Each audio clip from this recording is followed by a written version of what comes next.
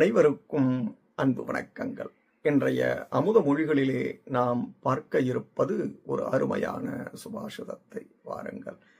கஹக்காலஹா காணி மித்ராணி கோதேஷக் கௌவ்யயாகமௌ கச்சாகம் காச்சமே சக்திஹி இதி சிந்தியம் முகுர்முகுஹு.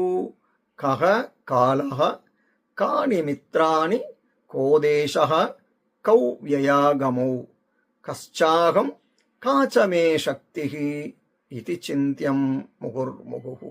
இதன் பொருள், சரியான நேரம் எது, சரியான நண்பர்கள் யார், சரியான இடம் எது, சரியான வருமானம் எது, சரியான செலவு முறை எது மற்றும் யாரிடமிருந்து நீங்கள் சக்தியை பெறுகிறீர்கள் என்பதை மீண்டும் மீண்டும் ஒருவர் கவனித்துக் கொண்டே இருக்க வேண்டும் என்கிறது இந்த சுபாஷிதம்.